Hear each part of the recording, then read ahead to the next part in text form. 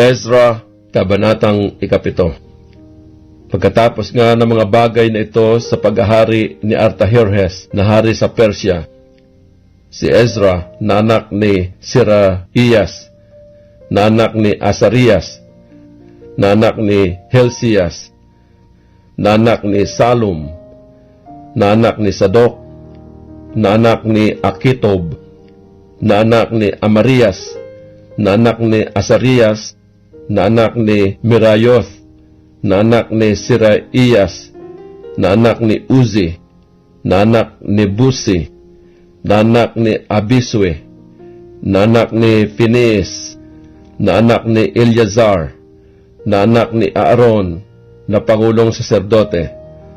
Ang Ezra na ito ay yumaon mula sa Babylonia, at siya ay kalihim na bihasa sa kautusan ni Moises na ibinigay ng Panginoon ng Diyos ng Israel. At tinulutan siya ng hari sa lahat niyang kahilingan ayon sa kamay ng Panginoon niyang Diyos na sumasa kanya.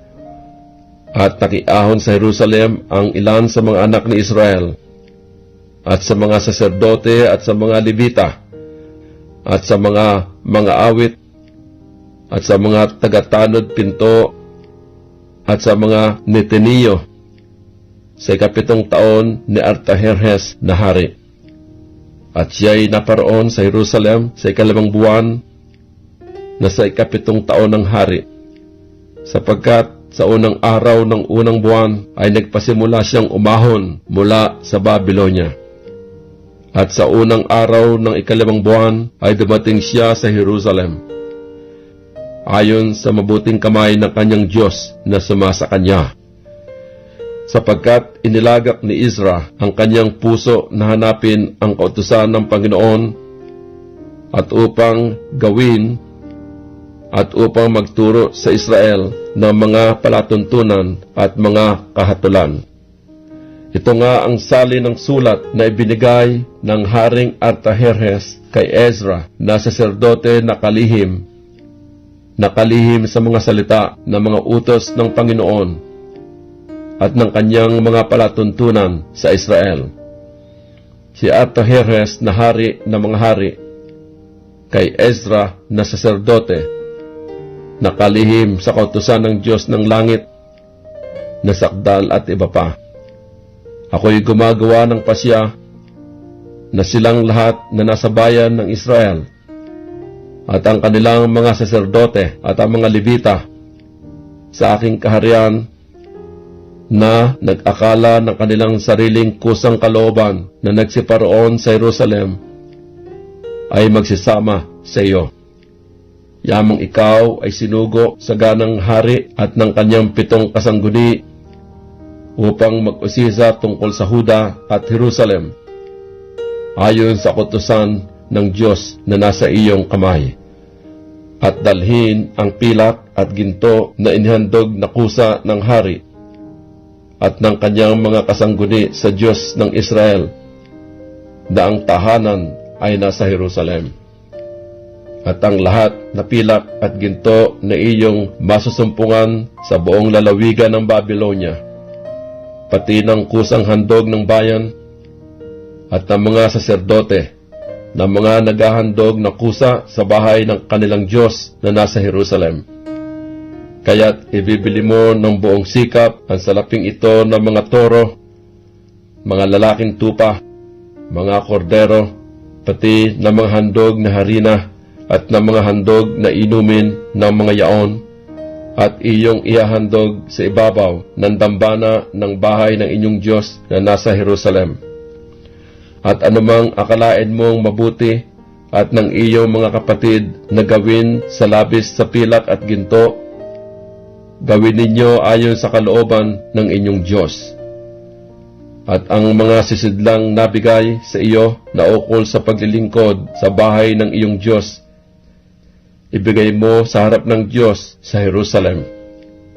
At anumang kakailanganin pa sa bahay ng iyong Diyos na ipagkakailangan mong ibigay, ibigay mo na mula sa bahay ng kayamanan ng hari. At akong si Artaherjes na hari, Nagpasya sa lahat ng mga taga-ingat yaman na nasa dako roon ng ilog, na anumang hingin sa inyo ni Ezra na saserdote, nakalihim sa kautusan ng Diyos ng langit, ibigay ng buong sikap, hanggang 100 talentong pilak, at hanggang 100 takal ng trigo, at 100 bath ng alak, at 100 bath ng langis, at asin na walang tasa. Anumang iniutos ng Diyos ng langit, gawing lubos sa bahay ng Diyos ng langit.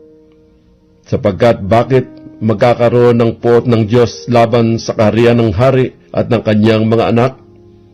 Pinatutuhanan din naman namin sa inyo na tungkol sa sino man sa mga saserdote at mga levita, mga awit, mga tagatanod pinto, mga neteneo, o mga lingkod sa bahay na ito ng Diyos, ay hindi marapat na lapatan sila ng buwis, kabayaran o upa.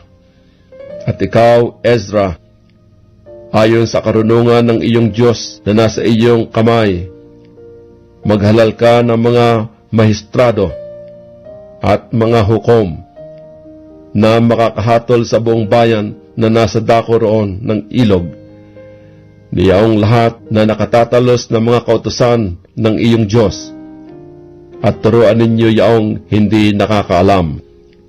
At sino mang hindi tumupad ng kautusan ng iyong Diyos at ng kautusan ng hari, gawin sa kanya ang kahatulan ng buong sikap, maging sa kamatayan, o sa pagtatapon, o sa pagsamsam ng mga pag-aari, o sa pagkabilanggo. Purihin ang Panginoon, ang Diyos ng ating mga magulang, na naglagak ng ganyang mga bagay na gaya nito sa puso ng hari, na pagandahin ang bahay ng Panginoon na nasa Jerusalem, at nagdulot sa akin ng kahabagan sa harap ng hari at ng kanyang mga kasangguni, at sa harap ng lahat na may kayang prinsipe ng hari. At ako'y tumibay ayon sa kamay ng Panginoon kong Diyos na sumasa akin. At ako'y magpisan mula sa Israel ng mga pangulong lalaki upang magsiahong kasama ko.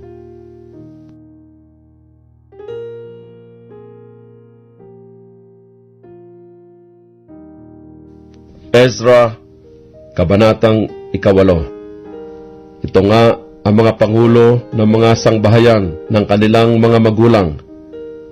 At ito ang talahan ng lahi nila na nagsiahong kasama ko mula sa Babylonia, sa paghahari ni Artaxerxes na hari. Sa mga anak ni Phineas, si Gerson. Sa mga anak ni Itamar, si Daniel. Sa mga anak ni David, si Hatus. Sa mga anak ni Sekanias. Sa mga anak ni Pharos, si Zacarias, at kasama niya na nabilang ayon sa talaan ng lahi ang mga lalaki na 150. Sa mga anak ni Pahat Moab, si Eliehoenai, na anak ni Zarahias, at kasama niya ay 200 lalaki. Sa mga anak ni Sekanias, ang anak ni Hahaziel, at kasama niya ay 300 lalaki. At sa mga anak ni Adin, si Ebed, na anak ni Jonathan, at kasama niya ay 50 lalaki. At sa mga anak ni Elam, si Isaya, na anak ni Atalias, at kasama niya ay 70 lalaki. At sa mga anak ni Sipatiyas, si Zebadias, na anak ni Mikael, at kasama niya ay 80 lalaki. Sa mga anak ni Joab, si Obadias, na anak ni Jeiel, at kasama niya ay 218 lalaki. At sa mga anak ni Solomit, ang mga anak ni Josefias, at kasama niya ay 160 lalaki. At sa mga anak ni Bibay, si Zacarias na anak ni Bibay, at kasama niya ay 28 lalaki. At sa mga anak ni Azgad, si Johanan na anak ni Katan, at kasama niya ay 110 lalaki. At sa mga anak ni Adonikam na siyang mga huli, at ang mga ito ang kanilang mga pangalan: Eliphelet, GL, at Simaiyas, at kasama nila ay 60 lalaki. At sa mga anak ni Bigvai, si Utay at si Sabud, at kasama nila ay 70 lalaki. At pinisang ko sila sa ilog na umagos patungo sa Ahaba, at dooy nangagpahinga kaming 3 araw. At aking minasdan ang bayan at ang mga saserdote, at walang nasumpungan doon sa mga anak ni Levi. Na magkagayoy, ipinasunod ko si Eliezer, si Ariel, si Simaiyas, at si Elnatan, at si Harib, at si Elnatan, at si Nathan, at si Zacarias, at si Misulam na mga pangulong lalaki, gayon din si Joarib at si Elnatan na mga tagapagturo. At aking sinugo sila kay Ido na pangulo sa dako ng Kasipiya, at aking sinaysay sa kanila kung ano ang kanilang nararapat sabihin kay Ido at sa kanyang mga kapatid na mga Netineo sa dako ng Kasipiya, upang sila'y magdala sa atin ng mga tagapangasiwa sa bahay ng ating Diyos. At ayon sa mabuting kamay ng ating Diyos na sumasa atin, ay nagdala sila sa atin ng isang lalaki na matalino sa mga anak ni Mahali, na anak ni Levi, na anak ni Israel, at si Serebias, pati ng kanyang mga anak na lalaki at mga kapatid, 18. At si Hasabias, at kasama niya si Isaya sa mga anak ni Merari, ang kanyang mga kapatid at kanyang mga anak na lalaki, 20. At sa mga Netineo na ibinigay ni David at ng mga pangulo sa paglilingkod sa mga Levita, 220 Netineo. Silang lahat ay nasaysay ayon sa pangalan. Na magkagayoy, nagtanyag ako ng ayuno doon sa ilog ng Ahaba, upang tayo'y magpakababa sa harap ng ating Diyos, upang humanap sa Kanya ng matuwid na daan, sa ganang atin at sa ating mga bata, at sa lahat ng ating pag-aari. Sapagkat ako'y nahiyang humingi sa hari ng pulutong na mga sundalo at ng mga mangangabayo upang tulungan tayo laban sa mga kaaway sa daan. Sapagkat aming sinalita sa hari na sinasabi, ang kamay ng ating Diyos ay sumasa kanilang lahat na umahanap sa Kanya sa ikabubuti. Ngunit ang Kanyang kapangyarihan at ang pag-iinit ay laban sa kanilang lahat na nagpapabaya sa Kanya. Sa gayoy nangag-ayuno tayo at nagsidalangin sa ating Diyos dahil dito, at dininig niya tayo. Na magkagayoy iniwalay ko ang 12 sa mga puno ng mga saserdote. Sa makatudbagay si Serebias, si Hasabias, at 10 sa kanilang mga kapatid na kasama nila. At tinimbang sa kanila ang pilak at ang ginto at mga sisidlan sa makatudbagay ang handog sa bahay ng ating Diyos na pinaghandugan ng hari at ng kaniyang mga kasangguni at ng kaniyang mga prinsipe at ng buong Israel na nakaharap doon. Akin ngang tinimbang sa kanilang kamay ay 650 talentong pilak, at mga pilak na sisidlan ay 100 talento. Sa ginto ay 100 talento.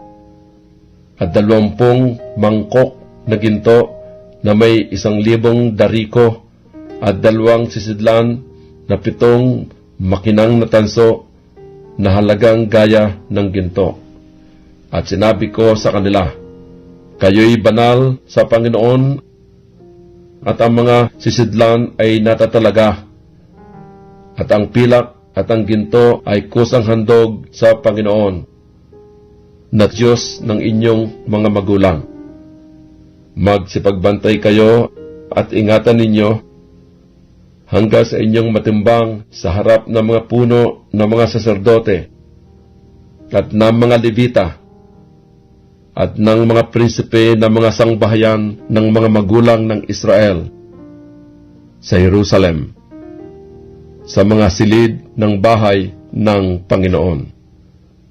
Sa gayoy tinanggap ng mga saserdote at ng mga Levita ang timbang ng pilak at ginto at ng mga sisidlan upang dalhin sa Jerusalem, sa bahay ng ating Diyos. Na magkagayoy, nagsiyaon tayo mula sa ilog ng Ahava na 12 araw ng unang buwan upang pumaroon sa Jerusalem. At ang kamay ng ating Diyos ay sumasa atin, at iniligtas niya tayo sa kamay ng kaaway at sa buwabakay sa daan. At tayo ay nagsadating sa Jerusalem at nagsitahan doon na 3 araw. At na 4 na araw, ang pilak at ang ginto at ang mga sisidlan ay natimbang sa bahay ng ating Diyos sa kamay ni Meremoth na anak ni Urias na saserdote. At kasama niya si Eleazar na anak ni Phinehas. At kasama nila si Josabad na anak ni Hiswa. At si Noadias na anak ni Binui na mga Levita. Ang kabuuan sa pamagitan ng bilang at ang timbang at ang buong timbang ay nasulat ng panahong yaon. Ang mga anak sa pagkabihag na nagsipanggaling sa pagkatapon ay nangaghandog ng mga handog na susunugin sa Diyos ng Israel. 12 toro sa ganang buong Israel, 76 na lalaking tupa, 77 kordero, 12 kambing na lalaki na pinakahandog dahil sa kasalanan. Lahat ng ito'y handog na susunugin sa Panginoon. At kanilang ibinigay ang mga bilin ng hari sa mga satrapa ng hari at sa mga tagapamahala sa dako roon ng ilog. At kanilang pinasulong ang bayan at ang bahay ng Diyos.